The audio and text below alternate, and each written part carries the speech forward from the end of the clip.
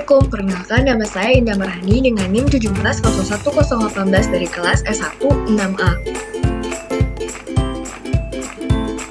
Nah, pada video kali ini saya akan mencoba untuk membahas mengenai jenis-jenis vibrasi ikatan yang terdapat dalam spektrofotometri inframerah. Nah, sebelumnya saya akan mengulas kembali mengenai spektrofotometri inframerah, di mana yang merupakan suatu metode mengamati interaksi molekul dengan radiasi elektromagnetik yang berada pada daerah panjang gelombang 0,75 sampai 1000 mikrometer yang pertama kali dikemukakan oleh James Clerk Maxwell. Nah, selanjutnya kita akan fokus membahas mengenai jenis-jenis vibrasi ikatan yang terdapat dalam spektrofotometri inframerah. Molekul kimia, terutama molekul organik, mempunyai ikatan antar atom, di mana ikatan antar atom tersebut tidak hanya diam, melainkan bervibrasi atau bergetar. Molekul yang dapat menerima radiasi inframerah disebut dengan molekul aktif inframerah, sedangkan yang bervibrasi disebut dengan modus vibrasi. Molekul dengan jumlah atom N, molekul linier, mempunyai modus vibrasi 3N kurang 5 derajat. Sedangkan molekul non-linier mempunyai modus vibrasi sebesar 3N kurang 6 derajat. Nah, sebagai contoh, molekul H2O merupakan molekul non-linier. Molekul diatomik hanya mempunyai satu ikatan dan hanya mempunyai satu jenis vibrasi. Nah, molekul non-simetri seperti karbon monoksida akan terdeteksi dalam spektrum IR. Vibrasi molekul dapat digolongkan atas dua golongan besar, yakni yang pertama vibrasi regangan atau stretching, dan yang kedua adalah vibrasi bengkokan atau bending. Vibrasi regangan merupakan suatu vibrasi yang mengakibatkan perubahan panjang ikatan suatu molekul memanjang atau memendek dalam satu bidang datar. Dalam vibrasi ini, atom terus bergerak sepanjang ikatan yang menghubungkannya sehingga akan terjadi perubahan jarak antar keduanya walaupun sudut ikatan tidak berubah.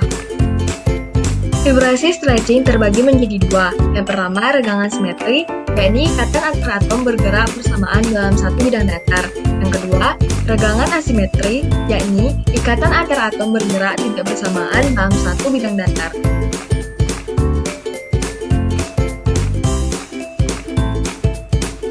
Selanjutnya, vibrasi bengkokan atau bending.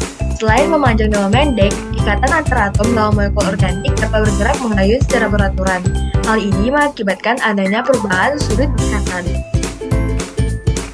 Vibrasi bengkokan terbagi menjadi 4. Yang pertama, vibrasi goyangan atau rocking.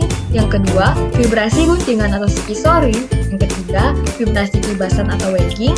Dan terakhir, vibrasi pelintiran atau twisting.